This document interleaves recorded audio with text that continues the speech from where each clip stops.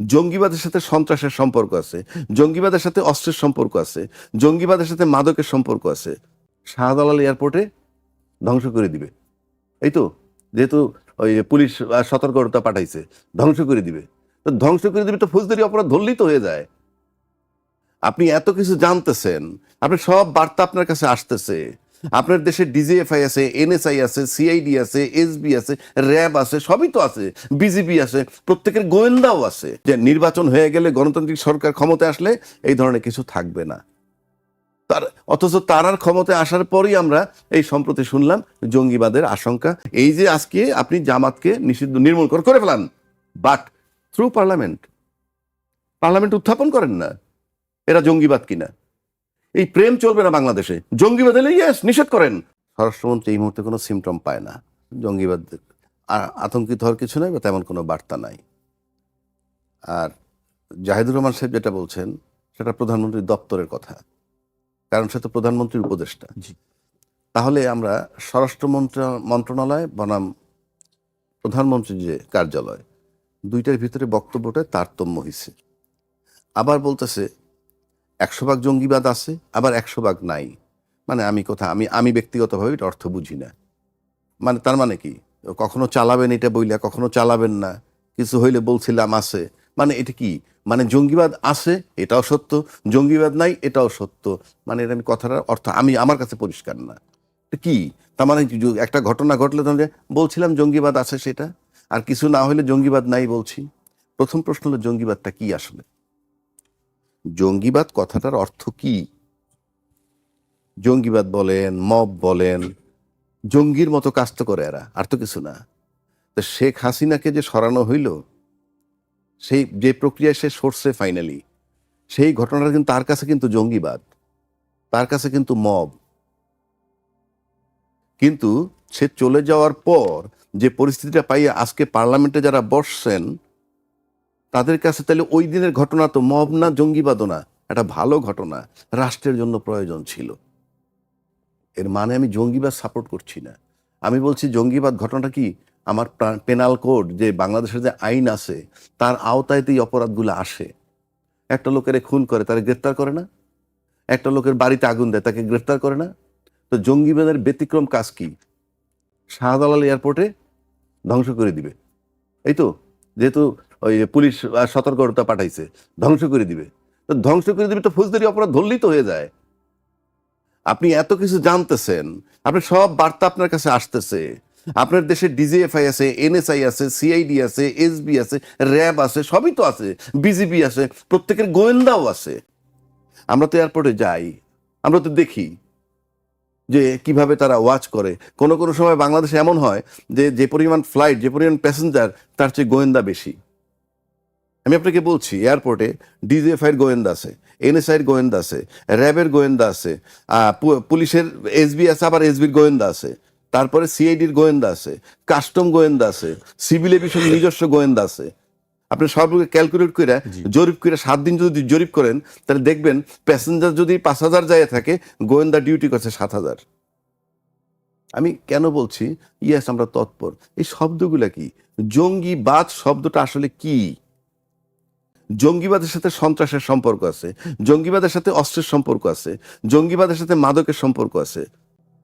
এখন অস্ত্রের ট্রানজ্যাকশন, সেখানে পয়সার ট্রানজ্যাকশন, মাদকের ট্রানজ্যাকশন, সেখানে পয়সার ট্রানজ্যাকশন। এই উৎসগুলা বন্ধ হচ্ছে না কেন? আপনি দেখেন শহরের ভিতর দিয়ে, গ্রামের ভিতর দিয়ে, বা দেশটার ভিতর দিয়ে নানান জঙ্গিবাদ ধইরা তার অস্ত্রশুদ্ধ ধরা হয়। জঙ্গিবাদ ধরেন বা সন্ত্রাসীদের কাছে মাদকও পাওয়া যায়। এই মাদক সে বানায় নাই, অস্ত্রটাও সে বানায় নাই।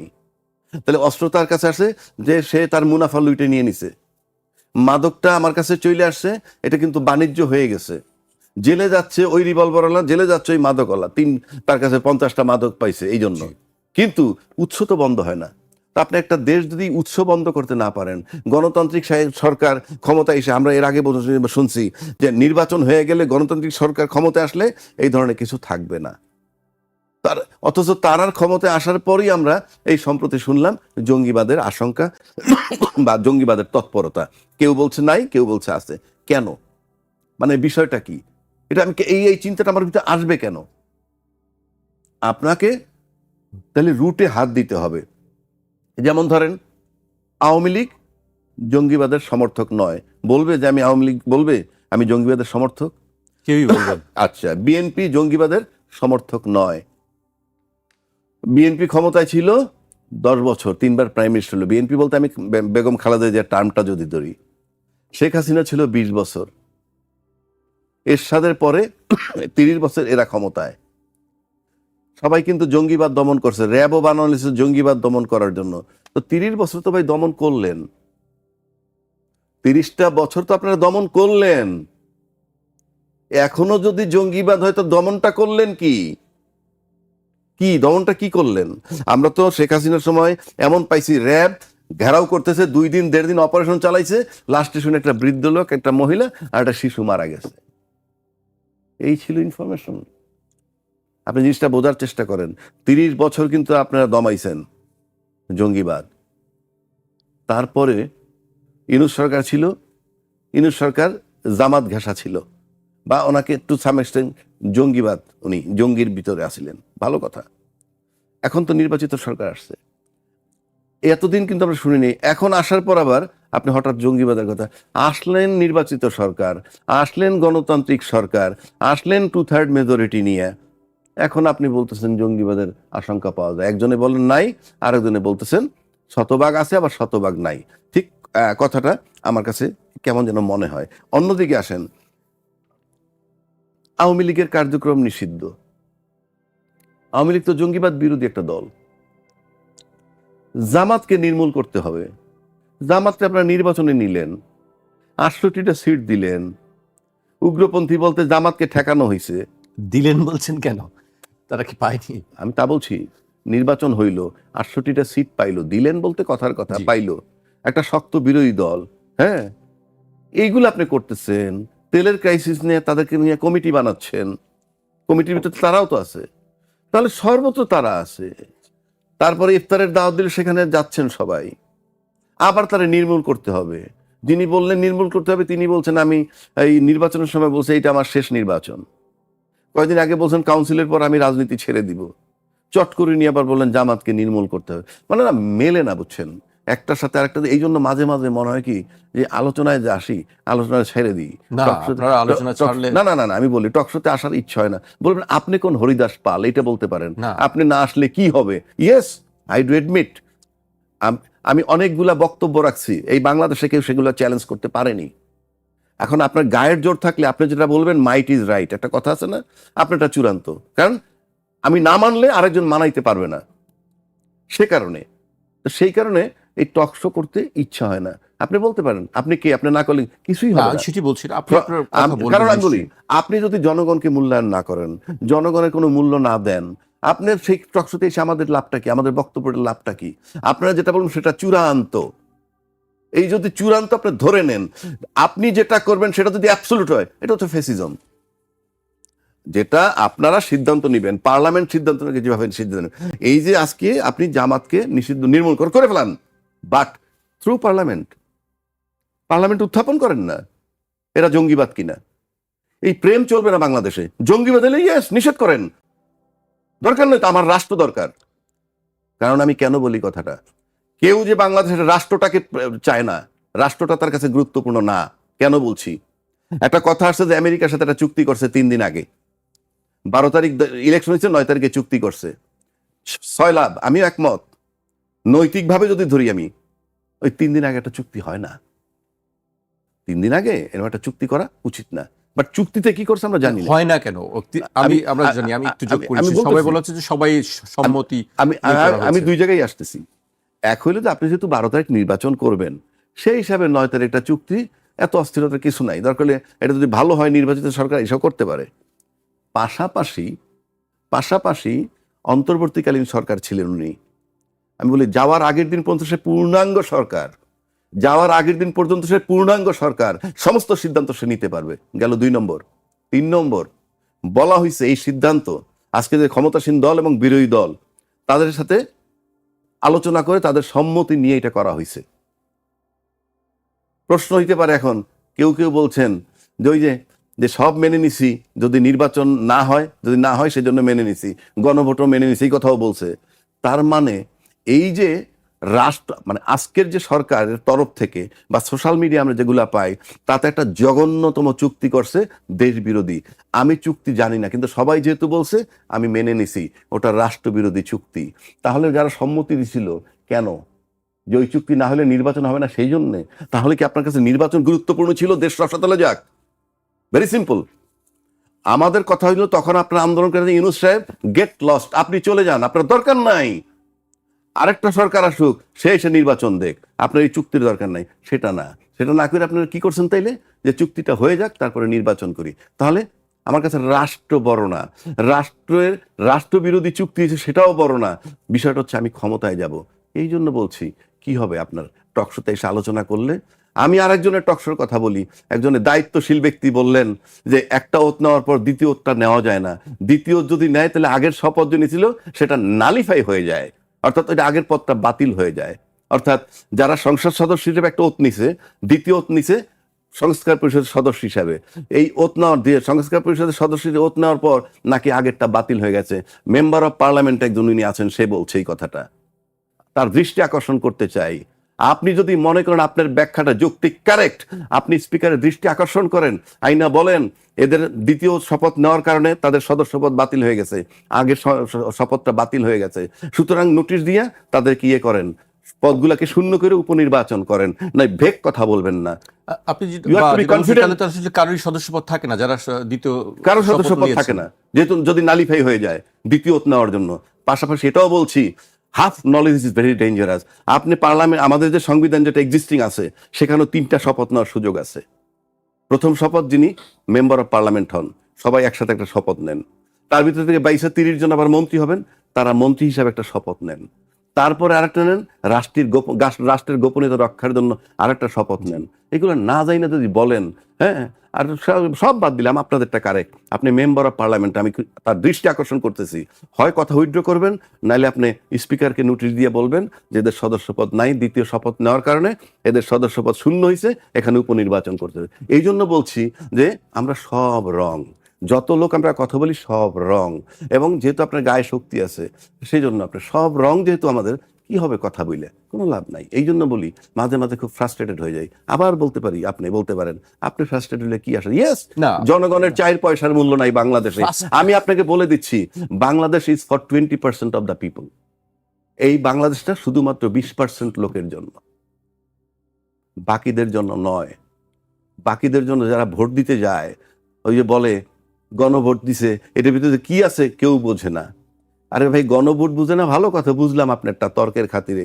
যেই ছেলেটা 18 বছর বয়স, যে ছেলেটা মেয়েটা ভোটার হয়েছে, সে কি জানে কারে ভোট দিলে ভালো আইন পাশ করবে? পার্লামেন্টের সদস্যের কাজ কি? তাদের কাজ আইন পাশ করা। তারা তো একজনের প্রশ্ন করে বসে, এই লোক নাকি এমপি হবে, কি সে তো ব্যাংকের ঋণ খেলাপি, এই লোক নাকি এমপি হবে, আইন বলতেছে যে সে ডুয়েল সিটিজেনশিপ থাকলো না, এই প্রশ্ন করে।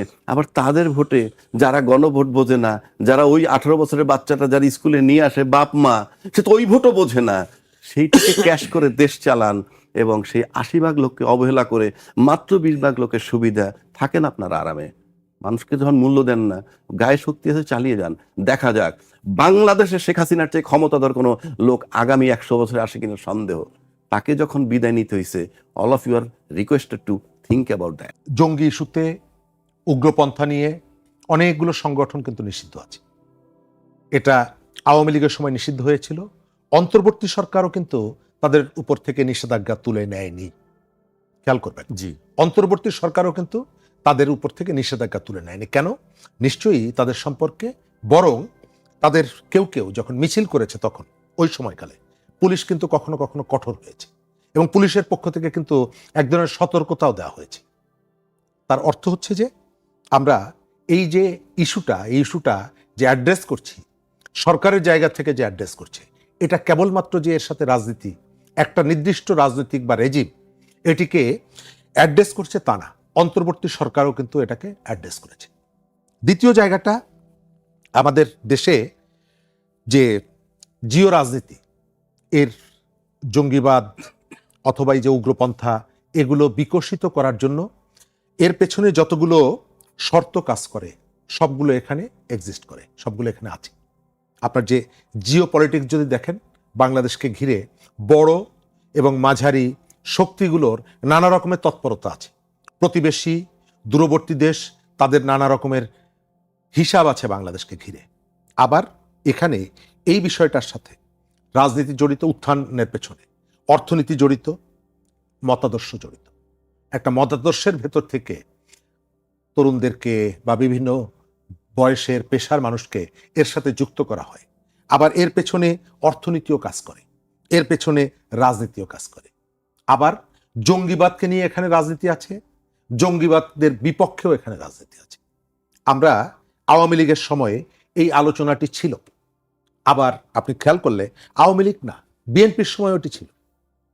আমাদের এখানে বড় কয়েকটা ঘটনা ঘটেছে, সেগুলো বিএনপির সময়। সারা দেশের অনেকগুলো জায়গায় একযোগে বোমা হামলা বলেন, শাহজালালের মাজারে ব্রিটিশ হাই কমিশনারের গায়ে গ্রেনেড হামলা বলেন, আমাদের এখানে বাংলা ভাই বা এই ধরনের আব্দুর রহমান অন্যান্য যারা ছিলেন, সেই যে ব্যাপারগুলো, সেই ব্যাপারগুলো ছিল, এটা তো অস্বীকার করবেন না। এবং কোন সরকারের সময়? আজকে যারা সরকারি দল এবং বিরোধী দল পার্লামেন্টে, তারাই কিন্তু দুই দল মিলে যে সরকারটা ছিল, সেই সরকার কিন্তু ওই যে বাংলা ভাই সহ ওই সময় যারা ছিলেন তাদের বিচার করেছেন।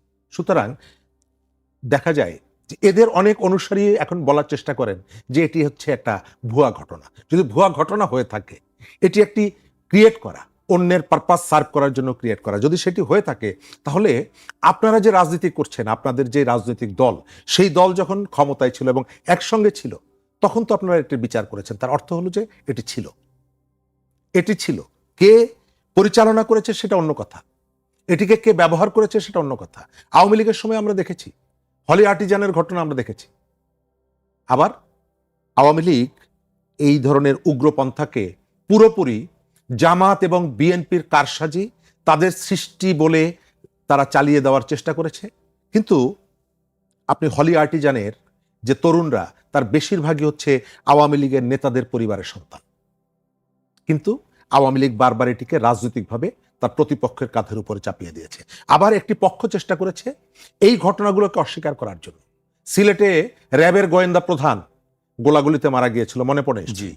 তো একটা বাহিনীর সর্বোচ্চ ব্যক্তিকে তারা কি এই ধরনের একটা পরিস্থিতির মুখে ঠেলে দিবে? এটা আর্টিফিশিয়াল, এটা নাটক। নাটকের তো একটা স্টেজ থাকে। আমাদের এখানে রাজনৈতিক কাজে এটাকে ব্যবহার করা হয়েছে। আমরা বাংলাদেশের বহু অন্যায় অপরাধী তারা গ্রেপ্তার হয়নি, কিন্তু ওই চাঁপাই নবাবগঞ্জের পদ্মার চরে কোনো একটা কুঁড়ে ঘরের মধ্যে দুজন যুবক সেখানে অবস্থান করছে। আমাদের আগের যে সরকার ছিল, তাদের গোয়েন্দারা সেটি জানতে পারতো, স্বরাষ্ট্রমন্ত্রী ব্রিফ করতেন, আমরা দুজনকে ধরে ফেলেছি, চট করে ধরে ফেলেছি। এই শব্দটা তিনি বারবার বলতেন। কিন্তু বাংলাদেশের সাগররুনির হত্যাকাণ্ড, আওয়ামী লীগের পুরো রেজিমটা চলে গেল, কুমিল্লায় তনু, পুরো রেজিমটা চলে গেল, তাদেরকে ধরলেন না। তার অর্থ হচ্ছে এই যে ধরার যে কাজটা, এর পেছনে এক ধরনের রাজনীতি ছিল। আবার যেটা বলা হচ্ছে যে না, এদের কোনো উপস্থিতি নাই, এরা পুরোটাই হচ্ছে বানোয়াট, এটাও সত্যি না। কারণ আমাদের এখানে এই ঘটনাগুলো আমরা বিভিন্ন সময় দেখেছি। বিএনপি ক্ষমতায় আসলে কতগুলো উপসর্গ বিএনপিকে নানা দিক থেকে চেপে ধরে। তার একটা উপসর্গ হচ্ছে এই ধরনের উগ্রপন্থার বিস্তার, সেটি যে ধর্ম দ্বারা পরিচালিত হোক না কেন, এটি হয়। আবার আওয়ামী লীগের সময় কারো হাতে একটা ধর্মীয় বই পাওয়ার কারণে গ্রেপ্তার করে, এবং একটা কমন বিষয় ছিল জিহাদি বই। এবং এই কাজটি করতে গিয়ে রিয়েল যে প্রবলেমটা, সেটাকে যেভাবে অ্যাড্রেস করা দরকার, যেভাবে এটিকে ফেস করা দরকার, এবং এর বিপরীতে আপনার একটা মতাদর্শিক লড়াই, একটা সাংস্কৃতিক লড়াই গড়ে তোলার ভেতর থেকে এই ধরনের মতাদর্শ যে আপনি কেবলমাত্র অস্ত্র, পুলিশ, গুলি, বন্দুক দিয়ে এটাকে নিয়ন্ত্রণ করতে পারবেন না, নিয়ন্ত্রণ করা সম্ভব না, এটা না বুঝে তারা কেবলমাত্র তাদের ওই যে বিভিন্ন রকমের নতুন নতুন ইউনিট তাদের উপরে ছেড়ে দিয়েছে। আমি এই জায়গাটায় মনে করি আমাদের দেশের অনেক ধরনের সম্ভাবনা আছে, আবার অনেক ধরনের চ্যালেঞ্জ আছে। বাংলাদেশকে ঘিরে নানা রকমের পরিকল্পনাও আছে, প্রতিবেশীদের আছে, দূরবর্তী যারা আছে তাদেরও আছে, প্রতিশোধের একটা স্পৃহাও আছে অনেকের মধ্যে। সুতরাং সব দিক মিলিয়ে আপনাকে বাস্তব অবস্থাটা বিবেচনা করতে হবে, এবং এটিকে নিয়ন্ত্রণ করার জন্য, এটিকে কমানোর জন্য আমাদের মনে হয় ওই শুধুমাত্র আইন শৃঙ্খলা বাহিনীর উপরে নির্ভর না করে কি কারণে মানুষ এই পথে অগ্রসর হয়, এটা খুঁজে বের করা সমাজতাত্ত্বিক, সমাজ বিশেষজ্ঞ, বিশ্লেষক তাদের মতামত নিয়ে আপনাকে কতগুলো বাস্তব পদক্ষেপ আপনাকে খুঁজে বের করতে হবে। জি।